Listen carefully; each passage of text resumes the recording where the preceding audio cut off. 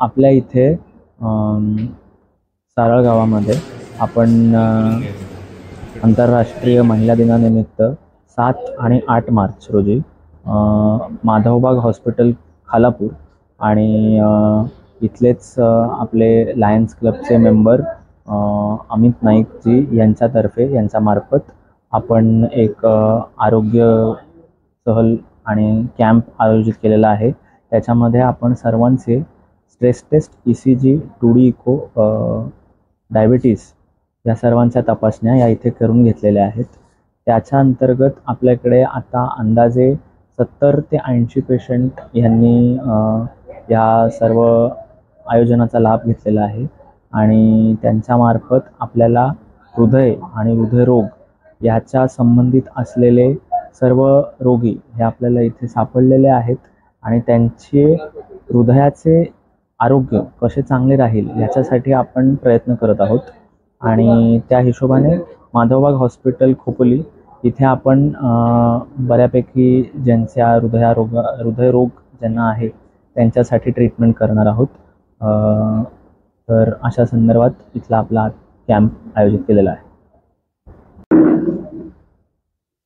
नमस्कार, सर्वप्रथम सगळ्यांना महिला दिनाच्या हार्दिक शुभेच्छा।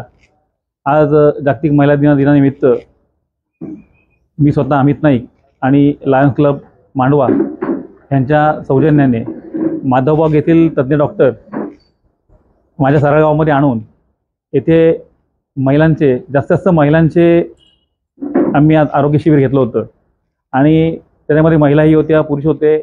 बऱ्याचशा गोरगरीब लोकांना ह्या सेवेची संधी इथे मिळवून दिली। माधवबागचे तज्ज्ञ डॉक्टर जवळजवळ 11 लोकांची टीम इथे आली होती। इथे ECG, तुमचं स्ट्रेस टेस्ट आणि सगळ्या रक्ताच्या तपासण्या इथे केल्या गेल्या आणि त्याच्यानंतर त्यांना लागणारे औषधं गोळ्या ज्या काय आहेत त्या इथेच आम्ही अवेलेबल केल्या।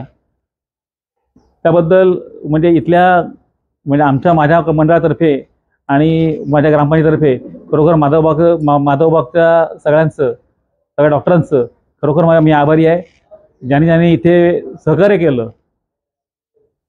आज ज्या वाडीमध्ये हे अगरवाल वाडी आहे, हे अगरवाल आमचे जवळचे मित्र आहेत, त्यांचाही मी आभार मानतो, कारण त्यांनी अशी गोरगरिबांची सेवा करण्यासाठी इथे मला ही जागा उपलब्ध करून दिली।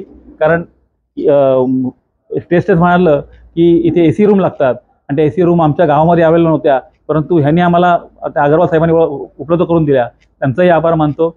आपण सगळे डॉक्टर्स, माधवबागचे डॉक्टर्स आणि सर्व लायन्स क्लब जो वेळोवेळी माझ्या पाठीशी नेहमी उभा असतो, त्या लायन्स क्लबचा मी आभार मानतो। कारण मी स्वतः लायन मेंबर आहे, परंतु छोट्या ॲक्टिव्हिटी ज्या काय असतात, शाळेतील ॲक्टिव्हिटी असो, आदिवासी वाडीवरती ॲक्टिव्हिटी असो किंवा आरोग्य शिबिर असो, अशी वर्षातनं बरीचशी शिबिरं आणि बऱ्याचशा ॲक्टिव्हिटी लायन्स क्लबमार्फत आणि माझ्या मित्रमंडळामार्फत आम्ही नेहमीच घेत असतो आणि त्याच्यासाठी बऱ्याचशा लोकांचं सहकार्य असतं।